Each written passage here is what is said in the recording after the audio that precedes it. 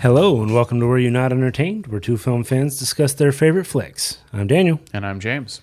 And we are doing a Season 1 wrap-up of The Witcher. Yeah, finishing it, man. Yeah. Yeah. Well, we finished it. Right. Now we're refinishing it. We're going to polish that turd so it all makes sense. Oh, wow. That's not exactly the analogy I was going to use for it, but I guess that'll work. Yeah, I just kind of wanted to talk about some of the kind of overarching things that can get lost in the shuffle. Things we liked about the series. Like time frames? Yeah, that's one thing that I did want to mention. I know we've talked about it before, but I do wish that it had been a little bit clearer, linear progression of the story. I don't think it was necessary to have the jump arounds as much. Right. I'd like to see somebody actually go through and cut the series again and put it in chronological order. Right, so you can actually see what was going on when. Yeah, kind of the way they did with Pulp Fiction. Fans have broken that movie apart scene by scene and put them in chronological order instead. Right. And I'm not saying that I want Netflix to do that and post that as the final version, but it would be nice to see that just to kind of get it in my head a little bit better. Because I still do feel was that before this or before that? Well, yeah, because I'm not even entirely sure when the first episode occurred. The entirety of the first episode, I'm where does that really fit? Yeah, the first episode, I believe, was somewhere between when Yennefer becomes a mage and when the fall of, I can't remember the name of the city, the fall of the city where the lioness dies and Ciri goes on the run. Mm-hmm. Sintra, that's right. I think it happened somewhere in between those two time frames, because that's when Geralt gets told that he's going to find the girl in the woods. Right. There was the whole. That's what I was curious about. I was wondering if it was foreshadowing before that event even occurred. Prophesizing. Right. I think is really prophesizing. Yes, that would be a better fit. But if that was a prophecy as opposed to he had already been to court and claimed the law of surprise. Yes, I guess invoke the law of surprise. I think that had already happened. Okay. Because this was, I think, before Ciri went on the run from the Nilfgaardians. Mm-hmm. But I don't think that it was that would have been 12 years before the fall of Sintra, because I'm guessing Ciri's about 12 in this. Right. And so, and her mother was pregnant with her when it was invoked. Yes. At the party. Yeah, absolutely. So there's about a 12-year time span, I guess, 10 to 12 years between the fall of between the party and the fall of Sintra. Mm-hmm. Hedgehog Man episode. The Hedgehog Man episode, yes. Human echidna. It's a great description. So there's a lot of questions about where things actually happen. Right. In what order do these things actually occur? And some of them make sense by the time you get to the end. You can figure that out. But everybody in here, lives forever apparently, so it's kind of hard to tell. Your two main characters do. And they forgot to... Mages have the capability to live for a very, very long time, and Witchers, with their mutagens, have them living a much, much longer time too. But outside of that, everybody else lives normal lives. Well, they forgot to age... what do you keep calling him? I forget what you call him. Yaska. Yeah. Oh, Dandelion. Dandelion. There we go. They forgot to age him. Yeah, he just looks super young the whole time. You have no idea how old he's supposed to be. It was something that they forgot, and they're talking about just making him immortal like the rest of them. Oh, really? Yeah. Because I thought that they didn't age him because he had joined up with Geralt much later in the story. That all of his stuff was... If I saw Dandelion in the show, I assumed that it was more recent. It was in the last 5-10 years. No, so you got to keep in mind also that there was a point where he had Because he went to the party Yes. with Dandelion. Yes. So he had to have been friends with him longer than that. But he also, yeah. So also, when he found, it's a tough night. Sorry, guys. When Geralt found the gin. The gin, okay. So at that point in time, that happened after Yennefer had been in court and the king had tried to kill her because she went to the town. Yeah, that's where she was staying. Right. Yeah. So there was 30 years between when she went to court and when the king tried to kill her. Yes, but that wasn't so central. If Geralt's, no, it wasn't. Okay. But if Geralt's timeline lines up with hers approximately, he would have known, Dandelion would have known Geralt for at least 30 years then. And he looked exactly the same. Okay. Well, this was after she had gone to the court and tried to be killed. Yes. That she's in this town and manipulating everybody, and that's where the Jen episode happens. Yes. And so that's like that's the first meeting of Yen and Geralt. Correct. So why would Geralt have to have known Dandelion much longer before that point in time? Because it wouldn't make sense for her timeline to be 90 years and Geralt's to be 10. I think that it is. I don't know that that's true. Okay.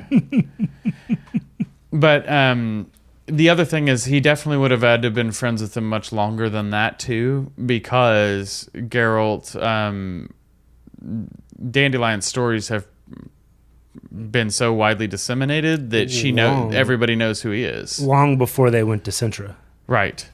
Before he met Yennefer as well, both of those things. Because she knew of the White Wolf from, well, I don't know, maybe she knew of him as the Butcher of Blaviken, because that event is clearly well known. And Geralt is clearly well known about that as well. Well known by all. Yeah. Which I still don't know exactly what happened in that event. But apparently no one knows. Yeah. No, somebody knows, but they're not telling me. Yeah. No, there's a lot of different things that I'm excited to see in season 2 and see what we get more explanation of and how they deal with the Dandelion story, where they deviate from what I know the best, which is the video games, because I haven't read the books. Right. And the books are what the TV show is based off of. And so there could be, things that I think that I know that turn out to be totally wrong because they're just not adapted that way, from both coming from an original source material but not based off the other one. Right. And so I'm very interested to see that. Outside of the time frame issues that this story had, I felt like the Geralt stories were really strong and the Yennefer stories were incredibly strong, and I loved both of them. Yeah. But the series story was pretty boring. It it had a tendency to kind of drag on. I felt like it should have been about half as much as it was, because a third of the season, close to, is about her walking through the woods, not trying to get caught by the cops, i.e. the Nilfgaardians, and dealing with all the thugs on the way. Right. And it's like, well, that's just, it's not a bad story, but it's been done a lot of times, and it really felt like there was this, like, okay, she's just got to meet up with Geralt. And then it got to this point near the end where it was almost like farcical, but not in a funny way, where it was like they're just missing each other left and right, and I'm like, you sons of bitches only have so much of that before I'm going to be getting frustrated. Right. Luckily, they finalized it perfectly. Yes, they did. They rectified it at the end. Right, but I feel like there could have been half as much of that. Yeah. And it would have been a better show if they had spent more time on Yennefer's time in court, or Geralt doing one-off monster hunts and things like that. Because the singular episodes, like the the daughter of the king who had turned into the monster. Right. That was one of my favorite episodes Mm-hmm. because it was that kind of like contained monster hunt storyline. Right. And it had deeper implications throughout, but those are cool little add-ons later on when you have a season finale and stuff like that. So yeah, exactly. but all in all, I've loved this season, man. Oh yeah, it was awesome. I am curious if they're going to take. Well, so I guess the first place that Siri ended up, you can't do much with that because that little camp all gets murdered. But maybe what are they called? The woodland people, Dryads? the Dryads. Maybe they'll have a part to play in season 2 because I mean that part was short. She gets lulled into the woods and then, hey, you want to hang out with us? Oh, I'm gonna go over here. All right. I mean, that's kind of how that ended, right? Yeah, the Dryads seemed like they were really fleshed out for not having a whole lot of a purpose. Yeah. They didn't, they were just a detour. It was almost like an Alice in Wonderland character that you run across, and it's the curiosity of them that makes that part mildly interesting, but they really don't have any effect on the long-term story. Yeah. So I wonder if it is that or if they're actually going to be in season 2. Yeah. Just like the elves. Yeah, the Scoia'tael. Yeah, exactly. Because that was kind of a brief.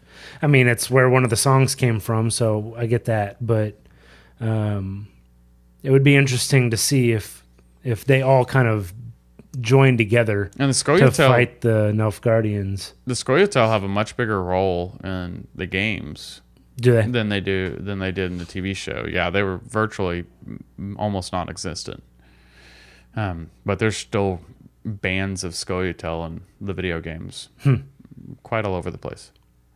So yeah, that'll be interesting to see.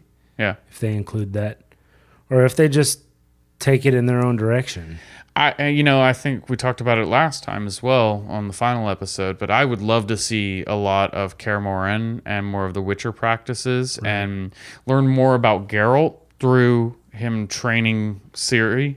Right. And that we could get a lot of information about him and how he became a Witcher and things like that. That would be ultimately what I'd love to see. Other than his mom dropped him off and took off. Right. We figured that part out. Yeah, I think. Yeah, maybe. Yeah. It's the drugs. The bite, I guess. Poison? Yeah. I did really enjoy it. I wasn't sure at first when I watched it. The fight scenes were really good. Yeah, man. They were really good. And I enjoyed that aspect of it. But I was kind of curious how they'd be able to continue the story without it being, fight after fight after fight after fight. And they did a good job. They jumped around a lot, which made it kind of confusing. But it seemed to, obviously, as you get closer to the end of the season, it seemed to make a lot more sense. Yeah. It came together. Yeah. There was a lot of individual instances from episode to episode where they all kind of got tied up at the end, and you started to see where those intertwined. Right. Yeah, exactly. Yeah. And why they intertwined. Yeah. All right. Well, I think that covers it for The Witcher, unless you had something you wanted to throw in at the last. Nope. All right. Well, thank you guys for joining us on this long trip. If you've checked out the other the individual episodes for each episode of the show, we appreciate that. And thanks for listening to us here. If you like what you heard, please like and subscribe and join us next time on Were You Not Entertained?